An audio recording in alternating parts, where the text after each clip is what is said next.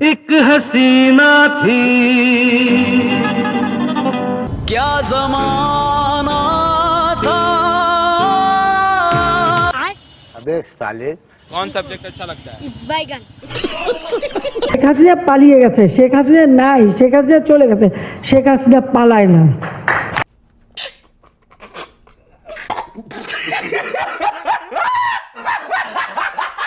কখনো কি শুনেছেন দেশদ্রোহীদের ভয়ে দেশপ্রেমী দেশ থেকে পালিয়ে গেছে? তো এখানে তো তাই হলো। আমি ঠিক বাংলাদেশের প্রেক্ষাপটের কথাই বলছি। রাজাকারের বিরুদ্ধে কেন একজন মুক্তিযোদ্ধা পালিয়ে গেল? যিনি এতদিন ভর যে সমস্ত মানুষ তার বিরুদ্ধে কথা বলেছে, তাদেরকে দেশদ্রোহী বলেছে, তাদেরকে বলেছে দেশ ছেড়ে চলে যাও, এই দেশ হলো আমার বাপের দেশ, আমার বাপ দেশকে স্বাধীন করেছে। এই দেশ, আমার দেশের, আমার নিজের দেশ, আমার বাবা এই দেশ স্বাধীন করেছে। তো সবই ঠিক ছিল। এই আমি কিন্তু ডিক্টেটর হাসিনার কথাই বলছি, যিনি মনে করেছিলেন যে একটা ফায়ার ওয়ার্কস বা একটা ছোট্ট বম নিয়ে খেলতে যাবেন এবং সেটা তিনি নিমেষেই আনন্দ করে উপভোগ করে ফেলে দেবেন, কিন্তু না, সেটা তো তার বাড়িতেই আগুন লাগিয়ে দিল। পুরো বাড়িটা কি তার পুরো সাম্রাজ্যটাই পুড়িয়ে ছাই করে দিল এবং তাকে আজকে দেশ থেকে পলায়ন করতে হলো। তিনি ভাগ্যিস যে দেশ থেকে পালিয়ে গেছিলেন, নাহলে হয়তো তিনার যে কি অবস্থা হতো সেটা অপরিকল্পনীয়। ঠিক আমরা আজকে এই ভিডিওতে বাংলাদেশের কথাই কিন্তু বলবো যে বিগত কিছুদিন থেকে যে ধরনের ঘটনা ঘটে গেছে বাংলাদেশে, তো এখন বর্তমান সিচুয়েশনে কি বা হতে চলেছে আর ভবিষ্যতেই বা কি হবে, ভারতেরই বা এখানে কি রকম স্বার্থ রয়েছে, তার সঙ্গে সঙ্গে আগামী প্রজন্মতে তাদের কি হওয়া উচিত একটা দেশ চালানোর ক্ষেত্রে।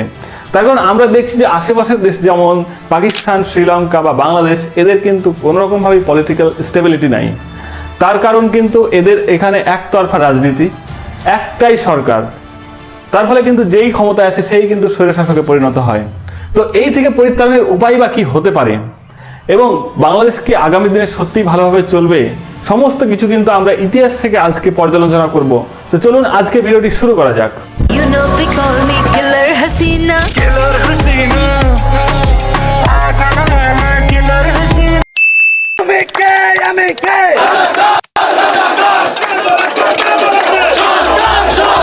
সালাম, আদাব, নমস্কার বন্ধুরা, কেমন আছেন সবাই? আশা করি সবাই ভালো আছেন।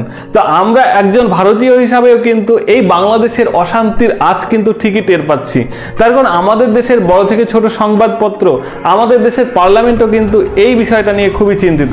আমরা দেখলাম যে শেখ হাসিনা সেখান থেকে আমাদের দেশে আশ্রয় নেওয়ার পরেই কিন্তু বিরোধী দল থেকে সরকার পক্ষ সবাই কিন্তু বসে একটা মিটিং করেছে যে আমাদের পার্শ্ববর্তী রাষ্ট্রের কি বর্তমানে অবস্থা এবং তার ভবিষ্যতে বা কি হতে চলেছে এবং আমাদের ভারতবর্ষে বা এখানে কি ইন্টারেস্ট রয়েছে।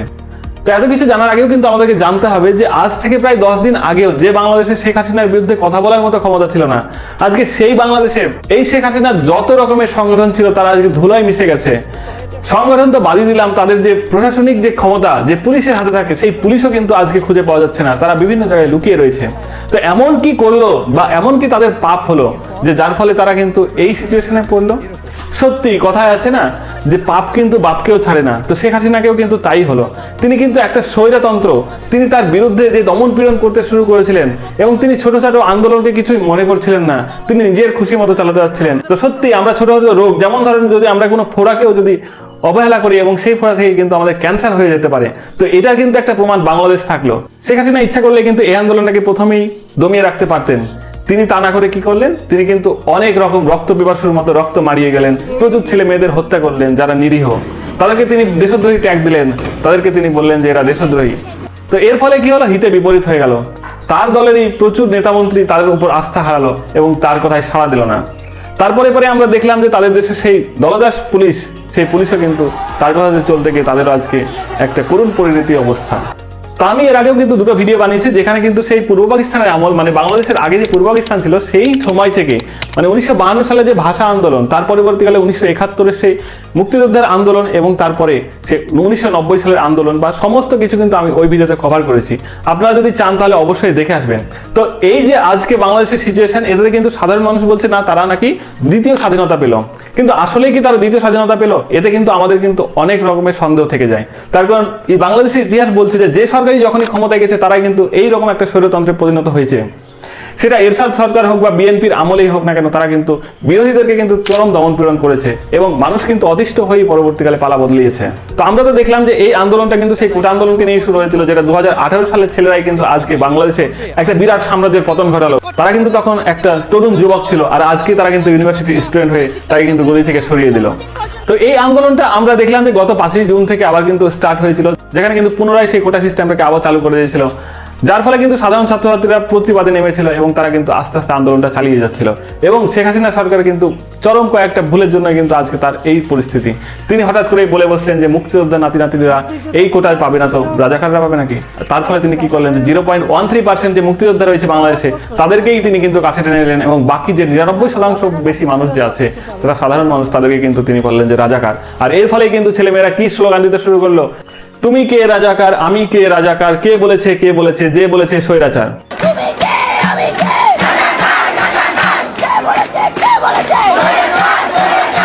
তো এই ছাত্র আন্দোলনের যে প্রোটেস্টটা ছিল সেটা কিন্তু তিনি দমিয়ে রাখতে পারতেন, যেমন হয় পরবর্তীকালে সুপ্রিম কোর্টের শুনানিটা আগিয়ে দিয়ে তিনি এটাকে বিচার করে দিলেন। কিন্তু ততদিনে তো তিনি অনেকটা দেরি করে ফেলেছেন। তার আগে তার যে মন্ত্রী ওবায়দুল কাদের, তিনি কি করলেন যে ছাত্রলীগকে লেলিয়ে দিলেন, এই ছাত্রদেরকে অন্যায়ভাবে মেরে দিল। যে 200 থেকে 300 ছেলে যে মারা গেল, যেটা সরকারিভাবে বলা হয়েছে এবং বেসরকারিভাবে তো বলা হয়েছে যে প্রায় 1000-এর বেশি মানুষ কিন্তু মারা গেছে আর হাজার হাজার ছেলে যে আহত হয়েছে।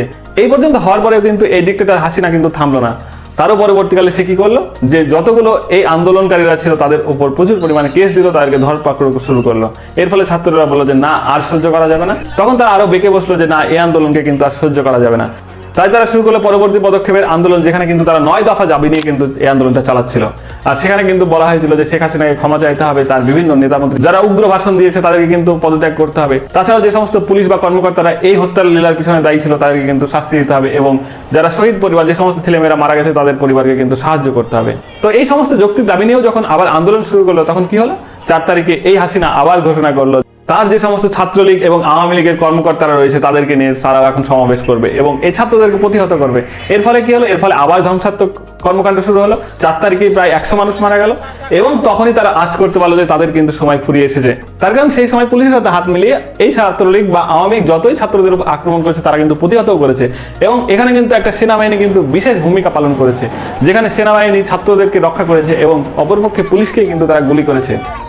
আর তখনই কিন্তু হাসিনা বুঝে গেছে যে সেনাবাহিনী তার দিকে থাকবে না, আর সেনাবাহিনী না থাকলে তিনি তো এক মুহূর্ত থাকতে পারবেন না। তাই তিনি কিন্তু এই যে পুলিশ যারা দলদাস ছিল এবং তার যে ছোট ছোট নেতা, এদের কথা না ভেবেই তিনি কি করলেন, রাতারাতি দেশ ছাড়ার সিদ্ধান্ত নিয়ে নিলেন।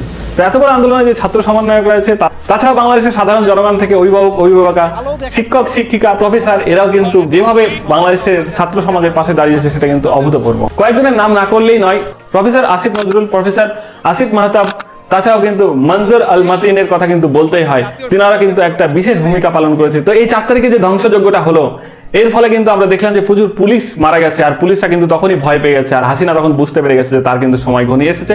তাই তিনি কি করলেন, তার পরবর্তীকালে 5 তারিখে তিনি চুপচাপ সেখানে পদত্যাগ করে গণভবন থেকে হেলিকপ্টারে করে ভারতবর্ষে চলে আসলেন। তো আমরা কিন্তু কল্পনাতেও ভাবতে পারিনি যে শেখ হাসিনা এত সহজে ছেড়ে দেবে। তো যাই হোক, এত সংঘর্ষের মধ্যেও কিন্তু আমরা দেখতে পেলাম যে ছাত্ররা কিন্তু শেষ পর্যন্ত জিতলো। আর ইতিহাসে কিন্তু এমন কোনো চ্যাপ্টার নাই যেখানে কিন্তু ছাত্ররা জেতেনি। আর ছাত্র মানেই হলো যুব, আর যুবদের আন্দোলন কিন্তু বৃথা যায় না। তো এখন বাংলাদেশে কিন্তু আরো একটা ভাইটাল সিচুয়েশনে আসলো যে এর পরবর্তীকালে মেকআপ দেবে কে বা এখন সরকারে থাকবে কে, এটা কিন্তু খুবই গুরুত্বপূর্ণ একটা বিষয়। তার কারণ সেখানে যেই কিন্তু ক্ষমতায় আসে সেই কিন্তু স্বৈরশাসকে পরিণত হওয়ার চেষ্টা করে। তো এখন আমরা চাইবো যে একটা ভালো সরকার আসুক সেই দেশে এবং সেই দেশকে তারা সুষ্ঠুভাবে পরিচালনা করুক এবং সেই দেশে বিভিন্ন রকমের যে দুর্নীতি বা বিভিন্ন রকমের স্বৈরাচারী থেকে মুক্তি পাক। আমরা দেখলাম এই আন্দোলনে প্রচুর পরিমাণে কিন্তু ধ্বংসযজ্ঞ চালানো হয়েছে, বিভিন্ন রকম সংখ্যালঘুদের উপর আক্রমণ হয়েছে, কিন্তু আমরা চাইবো যে এরকম আক্রমণ যেন না হয়। আর তাছাড়াও আমরা দেখলাম যে সেই সঙ্গে কিন্তু ছাত্র শিবির বা জামাতে ইসলামের অনেক কর্মসূচি গ্রহণ করা হয়েছে, যেখানে তারা সম্প্রীতির বার্তা দিয়েছে এবং বিভিন্ন সময় বিভিন্ন মন্দিরে গিয়ে তারা কিন্তু সেগুলা রক্ষা করার দায়িত্ব পালন করছে। তো এগুলো একটু হলেও কিন্তু একটা ভালো সাইন বহন করছে। তো বাংলাদেশের আর্মি চিফ ওয়াকারুজ্জামান তিনি এখন ইন্টারিম একটা গভর্নমেন্টের ঘোষণা করেছেন এবং তিনি সর্বদলীয় বৈঠক করার পর একটা সিদ্ধান্তে উপনীত হওয়া এবং তার সঙ্গে সঙ্গে ছাত্র সমন্বয়করা বলেছে তাদের সমর্থনে সরকার না হলে কিন্তু তারা সেই সরকারকে সমর্থন জানাবে না। তারা কিন্তু চাইছে ডক্টর মোহাম্মদ ইউনূসকে এনে সেই সরকারে এখন দায়িত্ব দেওয়া এবং পরবর্তীকালে সেটা নির্বাচন হয়ে একটা সুষ্ঠু সরকার গঠন করা। তো এইখানে আমি একটা কথা বলতে চাই যে পৃথিবীতে কিন্তু যতগুলো মুসলিম কান্ট্রি রয়েছে সেই কান্ট্রিতে কিন্তু যত রকমের যে শাসক রয়েছে এবং তাদের কিন্তু ডেমোক্রেসি কিন্তু অবশ্যই হেলদি না। বেশিরভাগ কান্ট্রিতে কিন্তু একটা স্বৈর শাসকের কিন্তু বিরাজ করে। তো এই থেকে কি বাংলাদেশ উদ্ধার হতে পারবে কিনা সেটা সময়ই বলবে। তাছাড়াও আমি এই ছাত্র যুবদের প্রতি একটা করজোরে আবেদন করব যে আপনারা কিন্তু এর পরবর্তীকালের যে সিচুয়েশন সেটা আপনারা অবশ্যই একটা সুষ্ঠুভাবে হ্যান্ডেল করার চেষ্টা করবেন। এখন তো আমরা দেখলাম যে ঢাকাতে প্রচুর পরিমাণে পুলিশ থানাকে পুড়িয়ে জ্বালিয়ে শেষ করে দেওয়া হয়েছে, সেখান থেকে পুলিশরাও পালিয়ে গেছে, তারা হয়তো অনেকে ভয় রয়েছে। তো আশা করবো যে সমস্ত পুলিশরা অপরাধী তাদেরকে কিন্তু বিচার ব্যবস্থার আওতায় এনে তাদেরকে সুষ্ঠু বিচার করুন, কিন্তু তাদেরকে কিন্তু আপনারা আইন হাতে তুলে নিয়ে তাদেরকে হত্যা করবেন না। তাছাড়াও ছাত্রলীগ বা আওয়ামী লীগের যে সমস্ত নেতাকর্মীরা সেই বিভিন্ন রকমের ছাত্রদেরকে হত্যা করেছে তাদেরকেও কিন্তু আপনারা বিচার আওতায় আনুন এবং নিজের হাতে কিন্তু আইন তুলে নেবেন না। তার সঙ্গে সঙ্গে আমরা দেখলাম যে মাশরাফি বিন মুর্তজা এবং সাকিব আল হাসানের বাড়িতেও আক্রমণ ঘটেছে, তারাও কিন্তু এই আওয়ামী লীগেরই একটা সদস্য ছিল। তাছাড়াও কিন্তু আপনাদেরকে এই বিষয়টাতে খেয়াল রাখতে হবে যে আপনাদের দেশের প্রতিষ্ঠাতা যে শেখ মুজিবুর রহমান, তার প্রতি কিন্তু আপনারা যেভাবে অসম্মান করছেন তার মেয়ের জন্য, সেটাও কিন্তু একটু দৃষ্টিগত। তো সেই ব্যাপারেও আপনাদেরকে সচেতন থাকতে হবে। আপনাদের 2024-এর আন্দোলনটাও যেমন একটা গুরুত্বপূর্ণ আন্দোলন, 1971টা কিন্তু আরো বেশি গুরুত্বপূর্ণ আন্দোলন ছিল, তাই তার প্রতি আপনাদের কিন্তু অবশ্যই শ্রদ্ধা জানানো উচিত। তাছাড়াও আপনাদেরকে দেখলাম যে গণভবনে যেভাবে আপনারা সেখানকার চেয়ার টেবিল থেকে শুরু করে ফ্যান বা ছোটখাটো জিনিসপত্র যেভাবে লুটপাট হয়েছে, সেটাও কিন্তু একটা খারাপ বিষয়। তো পরবর্তীকালে দেখলাম যে সেগুলো কিন্তু ছাত্ররা আবার এক জায়গায় গুছিয়ে রেখেছে। তো সব দিকে কিন্তু আমরা পজিটিভ এবং নেগেটিভ ফোর্স দুটোই কিন্তু দেখতে পাচ্ছি। তো আমরা এখনো কিন্তু শেষ পর্যন্ত যে বিষয়টা দেখতে পেলাম যে এই শেখ হাসিনা, যিনি আমাদের গাজিয়াবাদের হিন্দার এয়ারবেসে কিন্তু নেমেছিলেন এবং তারপরে কিন্তু আমাদের ভারতবর্ষে এখন আপাতত আছেন, তিনি লন্ডনে হয়তো যেতে চেয়েছিলেন, কিন্তু সে ব্রিটেন সরকার বলেছে না, সে দেশের বিচার ব্যবস্থা না ক্লিয়ার হলে কিন্তু তারা তাকে আশ্রয় দেবে না, তাই হয়তো তিনি এখনো ভারতবর্ষে কিছুদিন থাকতে পারেন। তো তার মাঝে কিন্তু তার ছেলে বলেছে যে তার মায়ের কিন্তু আর এই বাংলাদেশের পলিটিক্যাল হিস্ট্রিতে কিন্তু ফেরার চান্স খুবই কম। তো এখন আমরা চাইবো যে বাংলাদেশ আমাদের প্রতিবেশী রাষ্ট্র হিসাবে একটা স্টেবল অবস্থায় থাকুক এবং তারা ভালোভাবে চলুক। আর অতীতকালে আমরা দেখেছি বিএনপি কিন্তু পাকিস্তান বা চায়না ঘেঁষা ছিল, সেই জন্য কিন্তু ভারতেরও একটা বিশেষ উদ্বেগের কারণ রয়েছে। তো আমরা চাই যে পার্শ্ববর্তী দেশ হিসাবে সবাই কিন্তু সুষ্ঠুভাবে থাকুক আর সমৃদ্ধিভাবে সবাই এগিয়ে চলুক।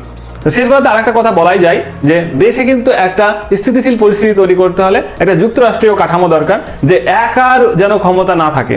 আমাদের দেশে যেমন বিভিন্ন রাজ্য ভাগ রয়েছে, তেমনই যদি সেখানে বিভিন্ন বিভাগ ভাগ করা হয় এবং বিভাগের একটা প্রধান করা হয় এবং দেশের একটা প্রধান থাকবে, আর বিভাগীয় প্রধানের হাতে কিন্তু সেই জায়গার আইন শৃঙ্খলার দায়িত্ব থাকবে, এটা হলে কিন্তু সেই দেশে আশা করি একটা স্টেবল পরিস্থিতি আসতে পারে। তো এই সমস্ত উদাহরণ থেকে বিভিন্ন স্বৈরশাসকদের কিন্তু একটা শিক্ষা নেওয়ার সময় এসেছে যে যত বড়ই স্বৈরশাসক হোক না কেন, জনগণ যদি জেগে যায় তাহলে কিন্তু তাদের ধ্বংস। তো আপনাদের কাছে আমার একটা রিকোয়েস্ট যে আপনারা অবশ্যই আমার চ্যানেলটিকে সাবস্ক্রাইব করবেন এবং ভিডিওটিকে লাইক করবেন এবং আপনারা কিন্তু এই মতামত জানাবেন এই কমেন্টের মাধ্যমে, আর তার সঙ্গে কিন্তু আপনাদের বন্ধুদের সঙ্গে এই ভিডিওটিকে শেয়ার করতে ভুলবেন না। তো চলুন দেখা হচ্ছে পরবর্তীকালের ভিডিওতে। ধন্যবাদ।